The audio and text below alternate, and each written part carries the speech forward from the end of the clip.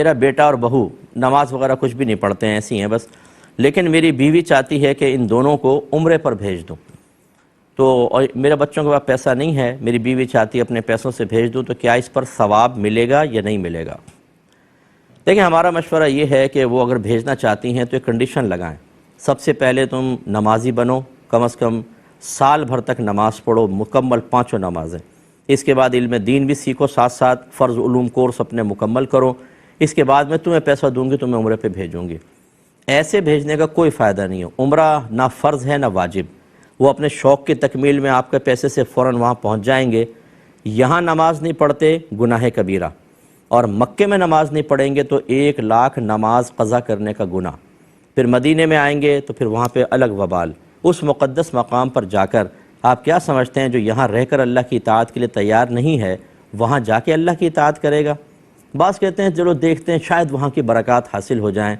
وہاں کی برکات اس طرح ہوتی تو سارے کے سارے، یعنی کہ ہر ایک کی کایا پلٹ جاتی تو سارے کے سارے پھر بعمل آتے۔ ہم نے تو دیکھا ہے حاجی جاتے ہیں واپس آتے ہیں شیو کرتے ہوئے واپس آتے ہیں، وہیں پہ شیو کروا رہے ہوتے ہیں بیٹھے ہوئے، کوئی توفیق حاصل، نماز قضا کر رہے ہوتے ہیں وہاں پر۔ تو اس لیے ہمارا مشورہ یہ ہے کہ ایسی اولاد جو اللہ کی فرما برداری نہ کر رہی ہو، اس کے لیے صرف قلبی محبت پیدا کر کے ان کے لیے اس طرح کرنا یہ بالکل غیر مناسب ہے۔ اس طرح ضمناً یہ بھی عرض کر دیتا ہوں، بعض لوگ کہتے ہیں ہم چاہتے ہیں کسی غریب کو عمرہ کروا دیں۔ میں سوال کرتا ہوں کیا فائدہ ہوگا؟ اس غریب کو پہلے یہ تو دیکھیں وہ نمازی ہے کہ نہیں ہے، اس کو مسائل آتے ہیں کہ نہیں آتے۔ آپ نے بھیج دیا پیسے دے کے، وہ خوش ہو گیا کہ میں نے مکہ مدینہ دیکھ لیا، خالی یہ دیکھنے کے لیے تھا یا وہاں جا کے خاص اللہ کی رحمت حاصل کرنے کے لیے تھا؟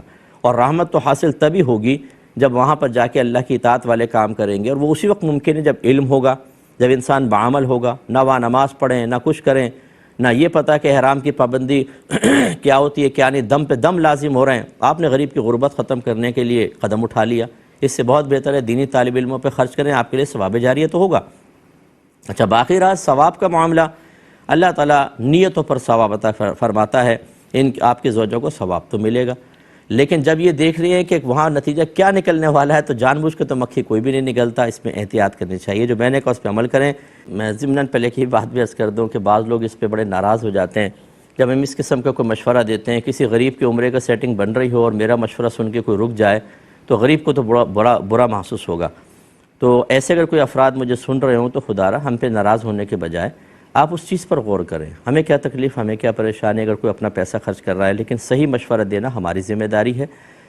کسی کو اگر یہ آفر ہوتی ہے کہ تمہیں عمرہ کروایا جائے گا تو اس کو چاہیے کہ سب سے پہلے وہ نماز کا پابند بنے، کیونکہ وہاں جا کے آپ کو نماز پڑھنی ہے۔ اس کے بعد ضروری علم دین سیکھیں، وضو کا طریقہ سیکھیں، غسل کا۔ اگر آپ وہاں پہنچ بھی گئے نہ وضو کرنا آتا ہے نہ غسل، تو نہ آپ کا وضو ہوگا نہ غسل ہوگا، آپ جنابت کی حالت میں مسجد میں داخل ہو رہے ہوں گے، نمازیں آپ کو پڑھنے نہیں آتی، نماز آپ خراب کر رہے ہوں گے۔